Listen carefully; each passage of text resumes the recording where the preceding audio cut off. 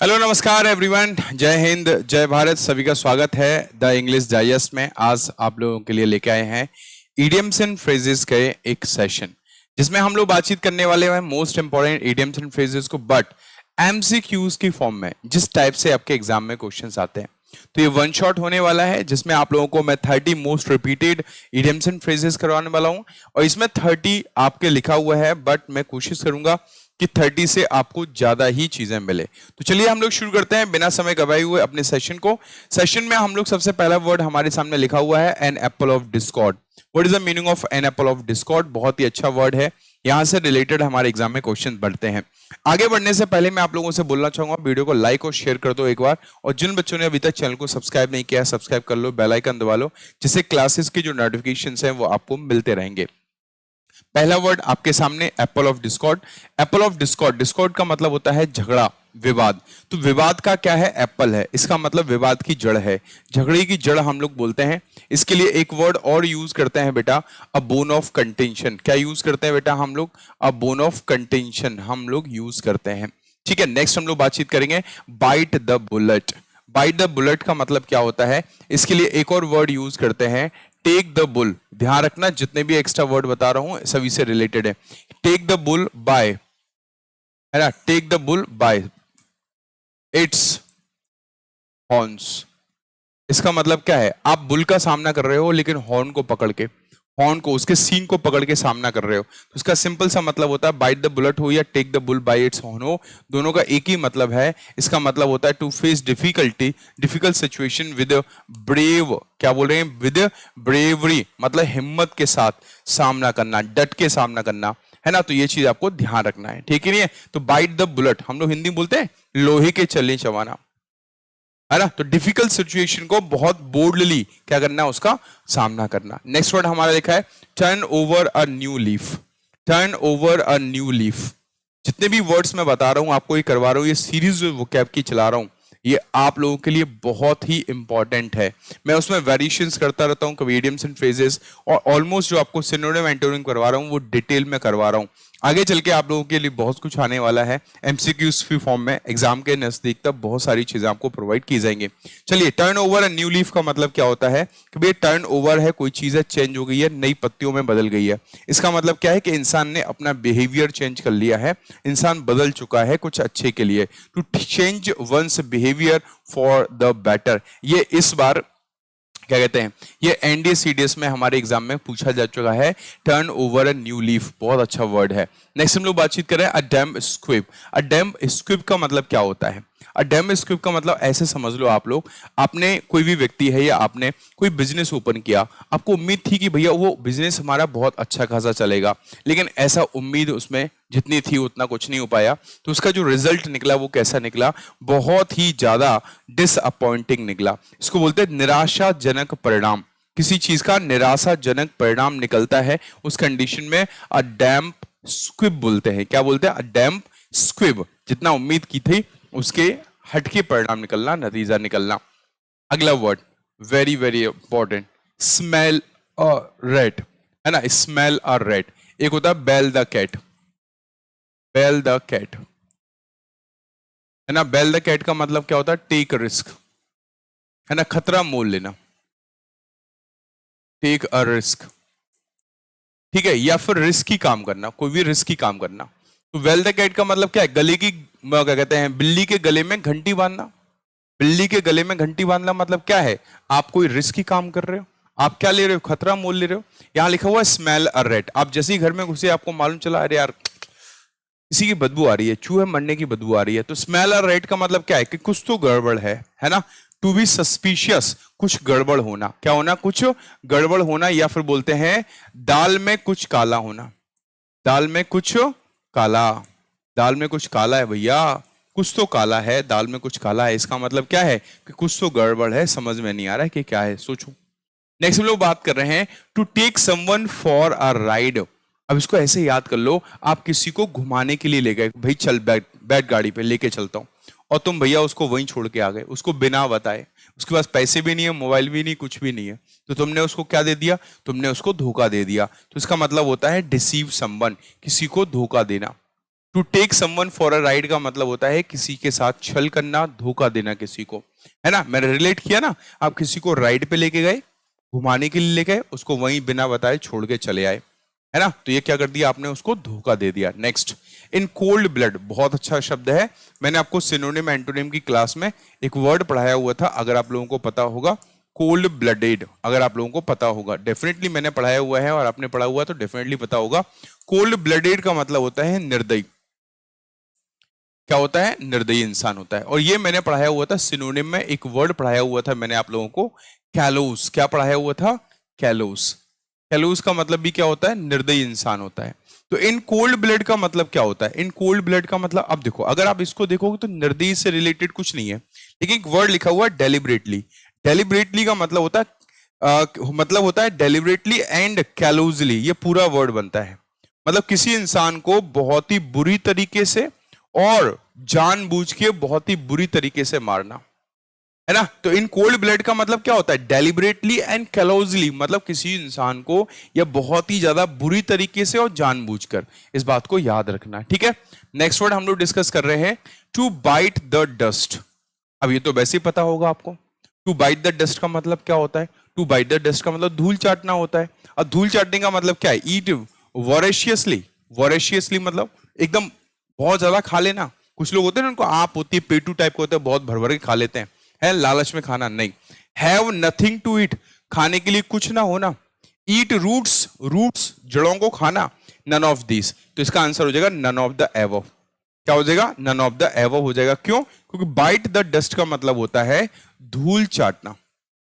क्या होता है, धूल चाटना। तो इसका हिंदी मतलब क्या होगा, टू, क्या होता है, टू लूज, है ना, टू लूज मतलब किसी चीज को हार जाना, या फिर बोल सकते हैं हम लोग इसको to be defeated.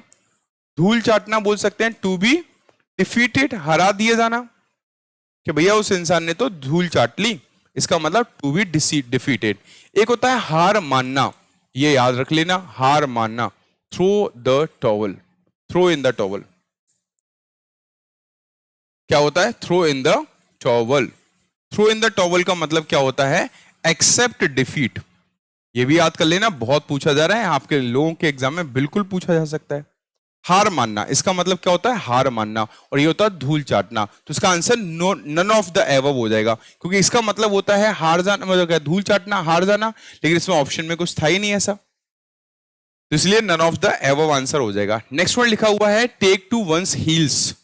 Take to one's heels का मतलब क्या हो जाएगा, है टेक टू वंस हील्स, इसका मतलब होता है हिंदी में बोले तो 9 2 11 होना। ये भी बात मैंने आपको पढ़ाया हुआ है, 9 2 11 होना, इसका हिंदी मतलब होता है, मतलब भाग जाना, धीमे धीमे चलना।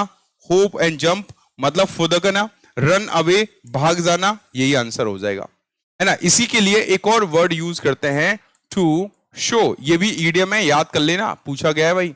To show a clean pair of, clean pair of heels, ये भी इसका मतलब भी होता है भाग जाना, है ना। इन दोनों ईडियम्स का मतलब होता है भाग जाना, 9 2 11 हो जाना, ठीक है। To run away. नेक्स्ट हम लोग बातचीत करें, to be all at sea, very important, very important, to be all at sea. Now when he came to me and asked a question, I was all at sea, I was all at sea. जब वो आया उसने question पूछा तो मैं पूरी तरीके से कैसा था, I was all at sea, इसका मतलब होता है कंफ्यूज होना, क्या होना, लॉस्ट एंड कंफ्यूज होना। all at sea भी हो सकता है, at a loss भी हो सकता है, याद रखना, है ना, at a loss भी हो सकता है, ऑल एट सी भी हो सकता है, अकेला एट सी भी एग्जाम में आ सकता है, अकेला एट सी, या फिर आता है एट वंस, याद कर लेना, ये बहुत ही इंपॉर्टेंट इडियम्स हैं सारे। One's wits end, at one's wits end, ये भी हो सकता है, ठीक है, एट वंस विट्स एंड, ये भी हो सकता है। इन सबका एक ही मतलब होता है, लॉस्ट एंड कंफ्यूज्ड, मतलब भ्रमित, क्या बोलते हैं हम लोग, हम भ्रमित बोलते हैं, लॉस्ट एंड कंफ्यूज्ड बोलते हैं, बैफल्ड बोल सकते हैं, पजल्ड बोल सकते हैं, परप्लेक्स्ड बोल सकते हैं, ध्यान रखना इसमें। अब बोल्ड फ्रॉम द ब्लू, या फिर एक और इडियम होता है आउट ऑफ द ब्लू। देखो मैं कोई भी इडियम आता है, अगर उससे रिलेटेड कोई दूसरा इडियम है जो इसका वही सेम सेंस होता है, तो मैं उसको साथ में ही इसीलिए बताते चल रहा हूं कि आप उससे रिलेटेड एक ही जगह उसको रिवाइज कर लो, 10 जगह ना आपको रिवीजन करना पड़े, है ना, कि वहां पढ़ रहे हैं तो वहां भी उसका मतलब ये निकल रहा है, यहां पढ़ रहे हैं यहां भी वही मतलब निकल रहा है, अब कंफ्यूज हो गए हम लोग। ठीक है, तो ये आपको ध्यान रखना है। अब बोल्ड फ्रॉम द ब्लू और आउट ऑफ द, दोनों का मतलब एक ही होता है, un unexpected event, an unpleasant event, delayed event and inexplicable event. तो उसका आंसर होता है हमारा ए हो जाएगा। तो एक्चुअली पता है क्या है, इन दोनों का मतलब अनएक्सपेक्टेड एंड अनप्लेजेंट दोनों होता है, अनप्लेजेंट दोनों मतलब होता है इसका, इन दोनों का दोनों मतलब होता है, लेकिन हमें दोनों ऑप्शन में दिए तो ये लगाएं तो ये लगाएंगे, क्यों लगाएंगे, क्योंकि इसका अनएक्सपेक्टेड ज्यादा होता है। अनएक्सपेक्टेड मतलब अचानक से कोई घटना हो जाए, उस कंडीशन में हम लोग इन दोनों का यूज करते हैं। ठीक है, next question, over egg pudding. Over egg pudding का मतलब क्या है, पडिंग मतलब होता है किसी चीज के ऊपर कुछ लगाना, जैसे हम लोग लगाते हैं ना, जैसे ब्रेड होता है तो ब्रेड के ऊपर बटर लगाते हैं, जैम लगाते हैं, सॉस वगैरह लगाते हैं।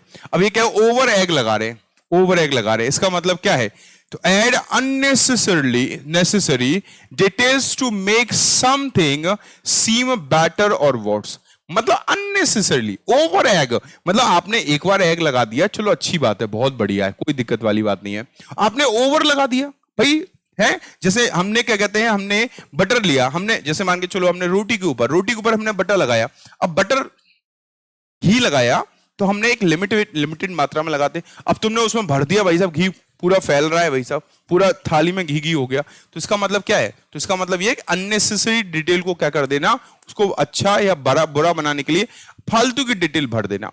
तो ओवर एग द पडिंग का मतलब यही होता है, ठीक है, फालतू का अननेसेसरी चीजों को भर देना। नेक्स्ट, एट लूज एंड्स का मतलब क्या होता है, एट लूज एंड्स इसका मतलब क्या हो जाएगा, tie two loose ends of a thread, keep options open in an uncertain situation और रिपीट डेट्स इसका आंसर हो जाएगा इन एन अनसर्टेन सिचुएशन। अभी क्या लिखा हुआ है, लूज एंड्स लिखा हुआ है, आप इसको ऐसे समझ लो, कोई हमारे पास रस्सी है, अब उसके दो एंड होते हैं, छोर होते हैं, अब उनको हमने गठान लगा दिया, लेकिन वो गठान ढीली लग गई, लूज रह गई। अब ये बताओ, जब गठान ढीली लगेगी, लूज रहेगी, तो क्या वो निश्चित रहेगा कि यह टिकी रहेगी, इसका मतलब उसके टिकने की जो पॉसिबिलिटी है वो अनिश्चित हो गई ना, कि भैया कभी भी छूट सकती है वो, तो उसका टिकाऊपन जो है वो कैसा हो जाएगा, ड्यूरेबिलिटी वो अनिश्चित हो जाएगी। इसीलिए लूज एंड मतलब ढीला एंड्स है, तो अनसर्टेन सिचुएशन है, कभी भी वो खुल सकता है ना। Next, he was punished for taking French leave, बहुत अच्छा वर्ड है। फ्रेंच लीव क्या होता है, फ्रेंच लीव मतलब एक ऐसी छुट्टी जो बिना परमिशन के ली जाती है, मतलब परमिशन में हम कहीं काम कर रहे हैं, हमने परमिशन नहीं लिया, हमने ऐसी छुट्टी कर ली जब हमारा मन किया वैसे, तो इसका मतलब हो जाएगा, क्या हो जाएगा, लिविंग विदाउट इंटीमेशन, ये हटा दो इसको, है ना, गिविंग अ लेम एक्सक्यूज, फालतू का बहाना देना, है ना, resigning without giving notice, notice के बिना, बीइंग एब्सेंट विदाउट परमिशन, ये हो जाएगा बिना परमिशन के क्या हो जाना, एब्सेंट हो जाना, बिना परमिशन के गायब हो जाना। नेक्स्ट वर्ड लिखा हुआ है, he advised her to give a wide berth to malicious people. Malicious word मैंने आपको पढ़ाया हुआ है, मैलिशियस का मतलब होता है दुष्ट प्राणी, बुरे इंसान, है ना, उनको हम मैलिशियस बोलते हैं। अच्छा, गिव अ वाइड वर्थ क्या होता है, ध्यान से सुनना, इसके लिए हम लोग एक और वर्ड यूज कर सकते हैं, कीप एट वे, है ना, या फिर यूज कर सकते हैं keep at an arm's length, ये भी होता है, किसी को एक हाथ की दूरी पर रखना। Okay, keep at an arm's length, keep at a way, give a wide berth, या अकेला अ वाइड वर्थ भी पूछ सकता है। तो इनमें से आपको कुछ भी पूछ ले, इन सबका तीनों का एक ही मतलब है। क्या मतलब है, give a large bed to, नहीं, शेयर हर सीट विद, नहीं, स्टे अवे फ्रॉम, दूरी बना के रखना, क्या करना, दूरी बनाकर रखना, ठीक है, दूरी बनाकर रखना। तो मैलिशियस पीपल है, बुरे लोग हैं, दुष्ट लोग हैं, उनसे दूरी बनाकर रखना है, ठीक है कि नहीं है, clear. And we have completed 15 words, now हम लोग आगे बढ़ेंगे, but before that I want to say only one thing, please do like and do share the video and subscribe the channel. If you are new to this channel please subscribe and press the bell icon, जिससे classes की जो notifications है वो आपको regularly मिलते रहेंगे। So next word हमारा क्या है? To spill the beans. To spill the beans है भाई, इसमें हम लोग ये भी कर सकते हैं, let the cat out of the bag, out of the bag, let the cat out of the bag, ये याद रखना है। या फिर एक और वर्ड यूज करते हैं, और इन तीनों से हमारे एग्जाम में क्वेश्चन आए हुए हैं, तीनों से क्वेश्चन आए हुए भाई, इन तीनों में से कुछ भी आ सकता है। स्पिल द बीन्स आ जाए, let the cat out of the bag आ जाए, ब्रिंग टू लाइट आ जाए, इन तीनों में से कुछ भी आ जाए, तीनों का एक ही मतलब है, टू बी अनटेडी, गंदा होना, है ना।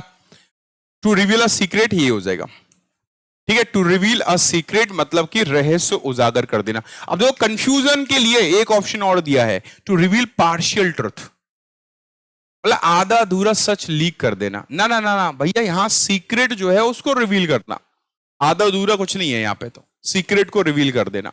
Next, with one voice. अब सोचो, विद वन वॉइस, एक आवाज में, एक ध्वनि में, है ना, एक स्वर में सब लोगों ने कहा कि मुझे ऐसा काम करना है। तो विद वन वॉइस का मतलब क्या होता है? विद वन वॉइस का मतलब होता है एक मत होकर, एक मत होकर या एक साथ मिलकर, ठीक है नहीं? तो विद वन वॉइस का मतलब एक मत होकर, सब लोगों का सर्वसम्मति से, इसको हम लोग हिंदी में ये भी बोल सकते हैं सर्वसम्मति से, एक मत होकर। Next, by leaps and bounds का मतलब क्या होता है? इसका हिंदी मतलब होता है दिन दूने रात चौगुने। बाय लीप्स एंड बाउंड्स का मतलब होता है दिन दूने और रात चौगुनी, दिन दूनी और रात चौगुनी, तो ये आप लोग याद रखेंगे। अच्छा, धीरे धीरे कोई काम हो रहा है, तो ये तो फास्ट कोई काम हो रहा है, इसलिए तो हम लोग धीरे धीरे काम के लिए यूज करते हैं एट अ स्नेल स्पेस। क्या बोलते हैं? At a snail's pace. At a snail's pace का मतलब क्या होता है? स्लोली, कोई भी काम जो धीमे धीमे होता है उस कंडीशन में at a snail's pace use करते हैं, ठीक है। तो याद रखना है, जो भी मैं एक्स्ट्रा बता रहा हूं ना शब्द, वो भी याद रखना है, because they are also very important, they are very important for our examinations. कुछ भी छोड़ना नहीं है, इसलिए मैं जब भी आपने देखा होगा वीडियोस में मैं 30+ 20+ लिखता हूं। क्यों? क्योंकि एक्स्ट्रा मैं उसमें खुद बता देता हूं इतने सारे। नेक्स्ट, आगे बढ़ेंगे। पास द बक, ये अभी 2024 का ही क्वेश्चन है ना, एनडीसीडीएस में आया हुआ। पास द बक का मतलब क्या होता है? एक होता है wash hands of. Wash hands of का मतलब पल्ला झाड़ना, पल्ला झाड़ना। इसका मतलब क्या होता है? इसका मतलब सिंपल सी बात है कि भैया वॉश हैंड्स ऑफ मतलब किसी जिम्मेदारी से डिस्क्लेम कर देना, भैया मैं तो वहां था ही नहीं, ये तो उनकी जिम्मेदारी है, बता हम तो सेंटर में बैठे हुए, स्टेट में तो उनकी सरकार है, तो पल्ला झाड़ रहे हैं, they are washing hands off. Okay, हम बात करें पास द बक का मतलब क्या होता है? पास द बक का मतलब यह है कि हम अपनी जिम्मेदारी किसी दूसरे पे थोप रहे हैं। जैसे मम्मा ने मेरे से कोई काम करने के लिए कहा, लेकिन मैंने भाई के ऊपर थोप दिया, भाई तू कर देना, है ना, तो इसका मतलब पास द ब्लेम, किसी ब्लेम को क्या कर देना भाई? पास कर देना, ठीक है। ठीक है, आगे बढ़ते हैं हम लोग। नेक्स्ट वन, नेक्स्ट वन लिखा है ऑप्शंस चॉइस लिखा हुआ है। ऑप्शंस चॉइस का मतलब क्या होता है? Something is better than nothing, to give credit to a disagreeable person, एक ऐसा इंसान है जो डिसएग्रीएबल है, उसको क्रेडिट देना। द ओनली चॉइस, इकलौता चॉइस हमारे पास बचा हो। देखो बेटा, ऑप्शन चॉइस का मतलब क्या होता है? मजबूरी, और हम लोग कहावत बोलते हैं मजबूरी का नाम, मजबूरी का नाम क्या होता है बेटा? महात्मा गांधी बोलते हैं। इसका हिंदी मतलब होता है टू हैव नो अल्टरनेटिव, कोई दूसरा विकल्प ना होना, कोई ऑप्शन ना होना, द ओनली चॉइस, है ना। Many of you have a options choice. आप में से कई सारे लोगों के पास में कोई भी दूसरा ऑप्शन नहीं है बजाय सिलेक्शन के। तो सिलेक्शन लेना आप लोगों के लिए ऑप्शन चॉइस है ना। चलिए आगे बढ़ते हैं। एट, देखो मैंने अभी बताया था आपका, है कहां बताया था? ऑल एट सी वाला बताया था कि बताया था? ऑल एट सी है, all at sea, at a loss. इसका एट वंस विट्स एंड लिखा हुआ है, इसका मतलब क्या है? परप्लेक्स्ड। परप्लेक्स्ड बोल सकते हैं आप, पजल्ड बोल सकते हैं आप, कंफ्यूज्ड बोल सकते हैं। क्या बोल सकते हैं? कंफ्यूज्ड। इन सबका एक ही मतलब होता है भ्रमित होना, है ना। नेक्स्ट लिखा हुआ at one's finger tips. Finger tips ये फिंगर की टिप्स होती है, एडवांस फिंगर टिप्स। कई बार बोलते हैं अरे ये क्वेश्चन तो चुटकियों में कर दूंगा सर। अरे सर ये वाला चैप्टर बताना, अरे चुटकियों में याद कर लूंगा सर। तो कोई काम चुटकियों में कर देना। अब कोई व्यक्ति कोई काम को चुटकियों में तभी कर सकता है, टू टेक रिवेंज, बदला लेना, मैटर ऑफ शेम, शर्मिंदगी की बात होना ना, मैटर ऑफ सेम नहीं है, कंप्लीट नॉलेज होना। जब आपको उस चीज का कंप्लीट नॉलेज होगा तभी तो कर पाओगे। अरे सर ये क्वेश्चन तो 2 मिनट में हो जाएगा, मेरे को 10 घंटे लग गए, समझ में नहीं आ रहा क्या करना है, आप बोलो 2 मिनट में कर लोगे और आपने करके भी दिखा दिया। It means mathematics is at your finger tips. इसका मतलब मैथमेटिक्स आपकी उंगलियों पे है। समझ में आया? इसका मतलब मैथमेटिक्स की आपको जानकारी है। नेक्स्ट क्वेश्चन क्या लिखा हुआ है इसमें? इसमें लिखा हुआ at the speed of the moment, at the speed of the moment. At the speed of the moment का मतलब क्या होता है? Without delay. इसका मतलब होता है तुरंत, तुरंत, बिना देरी के। इसको हम लोग इमीडिएटली भी बोल सकते हैं। क्या बोल सकते हैं? इमीडिएटली, है ना? तुरंत, बिना देरी के, बिना देरी के हुए, तुरंत, in no time, at once, तुरंत, है ना? टू किक द बकेट बहुत अच्छा वर्ड है। इसके लिए एक इडियम हम लोग यूज करते हैं, याद रखना इसका इडियम हम लोग यूज करते हैं, breathe, breathe one's last. Breathe one's last ले लो या ये ले लो, दोनों का हिंदी मतलब है आखिरी सांस लेना। अब समझ लो आप, आखिरी सांस लेना। अब आखिरी सांस लेने का मतलब क्या है? कई बार न्यूज़पेपर में छपा रहता है फलाने इंसान ने उस हॉस्पिटल में आखिरी सांस ली। तो आखिरी सांस लेने का मतलब है पास अवे। पास अवे मतलब निबट जाना। ये फ्रीजल वर्ब है, याद कर लेना, पास अवे। ठीक है, नेक्स्ट क्वेश्चन, अ स्टोम इन अ टी कप। अ स्टोम इन अ टी कप क्या हो जाएगा इसका मतलब? है ना? अ स्टोम इन अ टी कप का मतलब, अब चाय का प्याला है और उसमें स्टोम तूफान आ रहा है। अब चाय के प्याले में क्या ही तूफान आएगा? इसको हिंदी में बोलते हैं बात का बतंगड़ बनाना। बात का बतंगड़ बनाना, ठीक है कि नहीं है? बात का बतंगड़ बनाना मतलब फालतू की चीज है, अनइंपॉर्टेंट चीज के ऊपर फालतू का बवाल करना, है ना? See science of a plague epidemic, नहीं, है ना? नेक्स्ट लिखा हुआ get back to the previous state, पुरानी स्टेट में वापस आ जाना, नहीं। ये get back to the previous state, इसके लिए हम लोग यूज करते हैं क्या? Without result. इसके लिए हम लोग यूज करते हैं back to the square one. ये हो जाएगा वरीड अबाउट फाइबरस। फ्राइवोलस का मतलब होता है अनइंपॉर्टेंट। अनइंपॉर्टेंट थिंग्स होती है ना जो हमारी जिंदगी में उनका कोई इंपॉर्टेंस नहीं है, उनके ऊपर वरीड होना, चिंतित होना फालतू की चीजों को लेके, तो उसे बोलते हैं बात का बतंगड़ बनाना। चलिए नेक्स्ट हम लोग बात कर रहे हैं पोक once knows into someone's affair. अपनी नाक अड़ा रहे हैं भैया। अब इसमें नाक अड़ रही है लेकिन हिंदी में बोलते हैं टांग अड़ाना। भैया हमें किसी दूसरे इंसान के अफेयर्स में, कामों में, उसके मामलों में, मुद्दों में टांग नहीं अड़ाना चाहिए। हिंदी में हम लोग टांग अड़ाना बोलते हैं। तो ये क्या होगा? टांग अड़ाना। More people are required to finish a difficult task, नहीं, scarcely available, interfere in someone's affair, ये आंसर हो जाएगा। किसी के कामों में टांग अड़ाना, ठीक है कि नहीं है? इंटरफेयर करना फालतू का। Apple pie order, very very important word. Apple pie order का मतलब होता है इन अ परफेक्ट ऑर्डर, एकदम ठीक सुव्यवस्थित रूप में होना। इन रैंडम ऑर्डर, कोई भी चीज कहीं भी पड़ी हुई है, नहीं, रैंडम नहीं, ये नहीं होगा। ये एट सिक्सेस एंड सेवंस होता है, अभी मालूम चलेगा। रिलेटेड टू फ्रूट्स, फ्रूट से रिलेटेड नहीं है, इन परफेक्ट ऑर्डर हो जाएगा, है ना? ड्राई फ्रूट से रिलेटेड नहीं, इन परफेक्ट ऑर्डर मतलब अच्छे सुव्यवस्थित ढंग से रखा हुआ होना। जब घर जाते हैं तो मम्मा हमारा पूरा रूम वगैरह, घर वगैरह सजा के रखनी है, हर चीज अपनी अपनी जगह पे मिलती है, तो उसे बोलते हैं एप्पल पाई ऑर्डर। इसी का अपोजिट होता है ये, इसको हिंदी में बोलते हैं तितर वितर। क्या बोलते हैं? तितर वितर। अब मम्मा ने क्या कर दिया? मम्मा ने तो पूरे रूम को सजा दिया अच्छे से, ढंग से, हर चीज अपनी अपनी जगह रख दी। हम आए तो हमने उस रूम को एट सिक्सेस एंड सेवंस कर दिया। इसका मतलब इन परफेक्ट ऑर्डर नहीं, उसके लिए तो वो आ गया इन डिसऑर्डर हो जाएगा, हमने अस्त व्यस्त कर दिया उसको, है ना? तो परफेक्ट ऑर्डर के लिए एप्पल पाई ऑर्डर, और तितर वितर कर देने के लिए at sixes and sevens. Next question, every dog has its day. ये बहुत ही अच्छी कहावत है ना? Every dog has its day, इसका हिंदी मतलब होता है हर इंसान का दिन आता है ना? हर इंसान का दिन आता है, हर इंसान का दिन आता है, हर इंसान का टाइम आता है। बोलते कि नहीं बोलते? लेकिन इंसान को इंग्लिश में क्या बोला गया? डॉग बोला गया है। हर कुत्ते का दिन आता है। समझ में आया? तो ऑलमोस्ट टू लेट, बहुत सारे ज्यादा लेट हो जा रहा नहीं।